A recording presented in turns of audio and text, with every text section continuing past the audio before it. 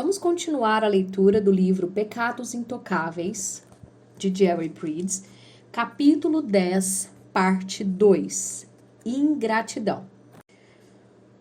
O fato é que talvez sejamos os mais culpados por tudo isso. Afinal, como cristãos, deveríamos ter mais discernimento. Jesus deixou claro: a quem muito é dado, muito será exigido. E a quem muito se confia, mais ainda se pedirá. Lucas 12, 48. Por acreditarmos que a Bíblia é a palavra de Deus, temos mais obrigação de obedecer-lhe, e parte de nossa obediência é dar graças a Deus sempre e por todas as coisas. Não há dúvida de que o aumento da decadência moral ao nosso redor é horroroso e realmente assustador.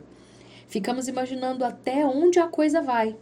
Mas, antes de julgarmos essas pessoas, temos de nos perguntar se não contribuímos de algum modo para a sua decadência moral quando deixamos, juntamente com elas, de prestar honras a Deus e de dar graças a Ele. Temos de dar graças sempre e por todas as coisas. Temos de dar graças especialmente quando recebemos a provisão extraordinária de Deus ou a libertação de alguma circunstância difícil. Já confessei minha tendência de ficar ansioso diante da possibilidade de perder uma conexão de voo. Outra tendência, a ansiedade relacionada a viagens aéreas, se evidencia na área de bagagem do aeroporto. Em geral, fico na dúvida se minha mala veio no mesmo avião que eu. Tive tantos problemas com malas atrasadas que já pressuponho que minha bagagem está em outro voo. É por isso que a tentação da ansiedade acontece. Assim, cada vez que me dirijo à área de bagagem, tenho de rever as verdades expostas no capítulo 8 com relação à ansiedade. Enquanto escrevi este capítulo, fiz uma viagem missionária para São Paulo, no Brasil. Ao chegar e depois de passar pela imigração, fui para a área de bagagem juntamente com mais 150 passageiros que estavam no meu voo e, mais uma vez, tive de lidar com a ansiedade. A pressão aumentava à medida que as malas apareciam no carrossel e a minha mala não estava entre elas. Bagagem atrasada pode ser um problemão em outro país. Depois que quase todos os passageiros haviam retirado suas malas, a minha finalmente apareceu. Ao retirá-la do carrossel, agradeci fervorosamente a Deus. E ao desempacotar minhas coisas no hotel, agradeci-lhe de novo por ter uma mala para desfazer. Um incidente de atraso de mala pode ser uma ninharia para você, e no panorama geral da vida realmente é. Todavia, se você tiver de usar a mesma roupa durante 2 ou 3 dias e tiver de repor artigos de toalete, não vai achar que é tão insignificante assim. A vida, contudo, é cheia de eventos que nos atrasam, que nos incomodam ou importunam, ou atrapalham os nossos planos. Em meio a esses acontecimentos, devemos lutar contra a ansiedade e a irritação. E quando Deus nos dá alívio, ou quando Ele nos livra de tais ocorrências, devemos fazer questão de agradecer-lhe. Em todas as circunstâncias, usemos a área de bagagem mais um pouco. Suponhamos que minha mala não tenha chegado comigo ou que nunca chegue. Mesmo assim, devo agradecer a Deus? Antes de responder, insira ainda mais nessa história algum contratempo.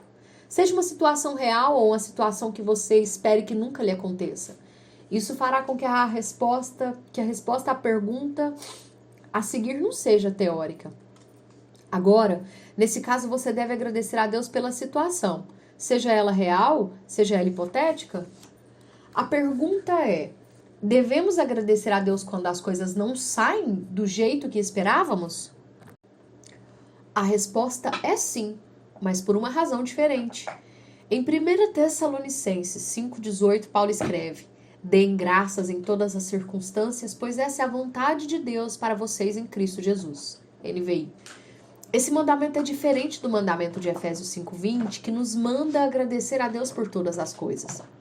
Ao analisar o texto, creio que em Efésios, Paulo nos exorta a desenvolver o hábito de agradecer continuamente por todas as bênçãos que Deus graciosamente derrama sobre nós. Ou seja, o coração agradecido é uma vida, é uma característica da vida cheia do Espírito Santo.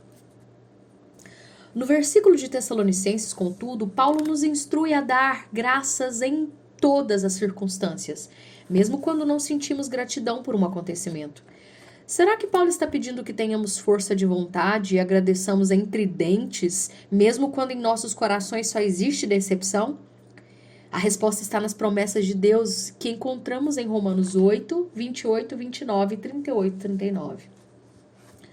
Sabemos que Deus faz com que todas as coisas concorram para o bem daqueles que o amam, dos que são chamados segundo o seu propósito. Pois os que conheceu por antecipação, também os predestinou para serem conformes à imagem de seu Filho, a fim de que ele seja o primogênito entre muitos irmãos. Pois tenho certeza de que nem a morte, nem vida, nem anjos, nem autoridades celestiais, nem coisas do presente, nem do futuro, nem poderes, nem altura, nem profundidade, nem qualquer outra criatura poderá nos separar do amor de Deus que está em Cristo Jesus, nosso Senhor. O versículo 28 afirma que, para os que amam a Deus, todas as coisas concorrerão para o bem. Isso significa que Deus induz todas as coisas a concorrerem para o bem, pois coisas, isto é, circunstâncias, não concorrem sozinhas para o bem. Ao contrário, Deus conduz o resultado das circunstâncias para o nosso bem. No entanto, o bem é definido no versículo 29, sermos conformes à imagem do Filho de Deus.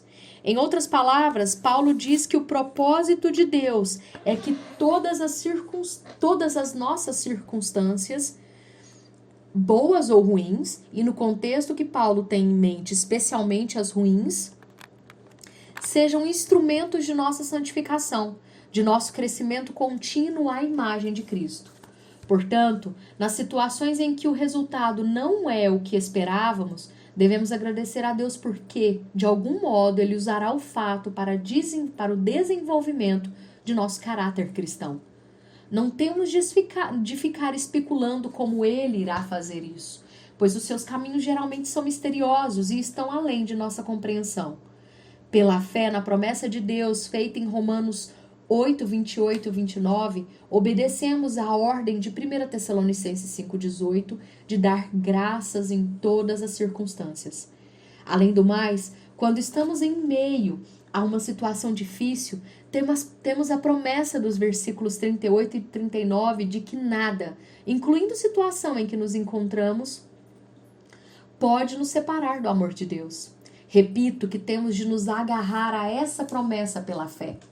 Temos, assim, duas garantias que nos capacitam a dar graças na circunstância. A primeira é que, pela fé, nós cremos que Deus está usando ou usará essa dificuldade em particular para nos fazer mais parecidos com Jesus. A segunda é que temos a certeza de que, mesmo no turbilhão da dificuldade, estamos acolhidos pelo amor de Deus. Portanto, dar graças em uma situação decepcionante ou difícil é sempre resultado da fé nas promessas de Deus. Não se trata de fazermos isso por pura força de vontade. Se fizermos assim, agradeceremos com os lábios, mas não com o coração. Quando nos agarramos às promessas de Deus, conseguimos dizer: Pai, a situação é difícil e dolorosa. Não estou aqui por escolha própria, mas o Senhor, em amor e sabedoria, decidiu assim. O Senhor tem o meu bem em mente, e então, pela fé, agradeço o bem que o Senhor fará na minha vida por meio dessa situação. Ajude a acreditar nisso de verdade e a ser-lhe grato de todo o coração. Resumindo, vamos criar o hábito de dar graças a Deus continuamente. Acima de tudo, sejamos gratos pela salvação e pelas oportunidades de crescer espiritualmente no ministério. Devemos agradecer a Deus com frequência pela fartura de bênçãos materiais. E quando a situação degringolar e não terminar do jeito que queríamos, devemos, pela fé, agradecer a Deus pelo que Ele está fazendo nas circunstâncias, a fim de nos deixar cada vez mais parecidos com seu Filho. Como aplicação deste capítulo, criar o hábito de agradecer Sugiro que o leitor memorize Efésios 5:20 e 1 Tessalonicenses 5:18 e use esses versículos em oração, pedindo que Deus trabalhe cada um deles em sua vida. Assim você desenvolverá o hábito de dar graças sempre e por todas as coisas. Em seu tempo a sós com Deus, diariamente, gaste tempo agradecendo de modo específico pelas bênçãos espirituais e materiais. Retornemos ao objetivo principal deste livro. Como o subtítulo sugere, o objetivo é ajudar-nos a confrontar honestamente os pecados sutis que toleramos em nossas vidas, para que sejamos mais humildes diante de Deus e respeitemos os não crentes, para os quais somos inclinados a apontar o dedo. Esse objetivo só será alcançado quando nós, inclusive eu mesmo, examinarmos em oração os nossos corações e vidas diante de Deus, pedindo-lhe que nos mostre os nossos pecados sutis. Espero que de fato você tenha feito isso no final dos capítulos 7, 8 e 9 e continuará agindo assim nos capítulos seguintes.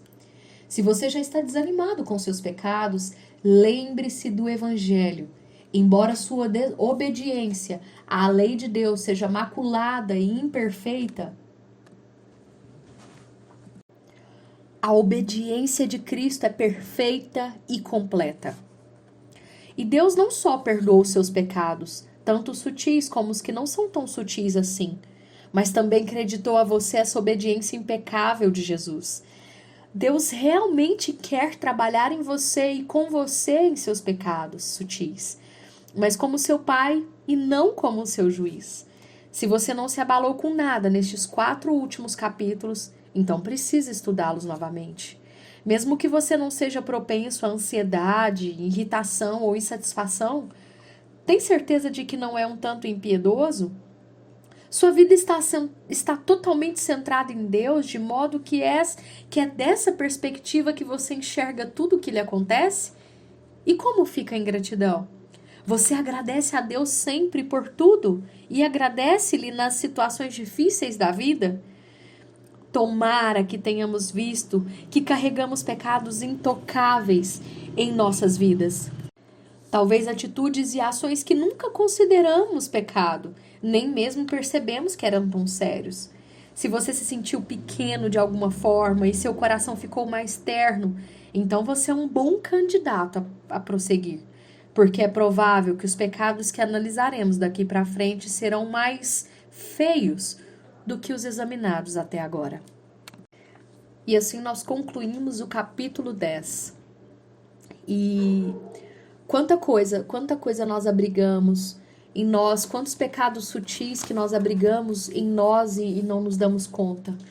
E graças a Deus por Cristo Jesus, que nos imputa a sua justiça e a sua obediência. E que nós possamos pedir a ajuda de Deus para não olhar para a gente com um olhar de autocomiseração, mas que nós possamos levar todas as nossas culpas e tudo isso ao Senhor e reconhecer que nós dependemos dele para a mudança.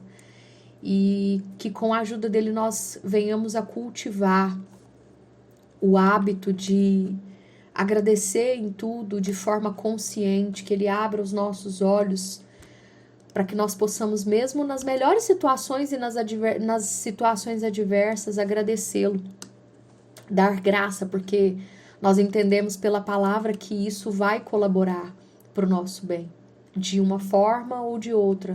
Está dentro do plano do Senhor, está no controle dele.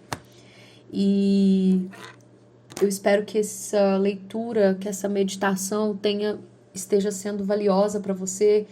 E eu aproveito assim para mais uma vez encorajar você a fazer o investimento nesse livro, a ter ele físico aí com você, porque ele é extremamente necessário para a nossa vida espiritual e para que nós não venhamos a nos perder.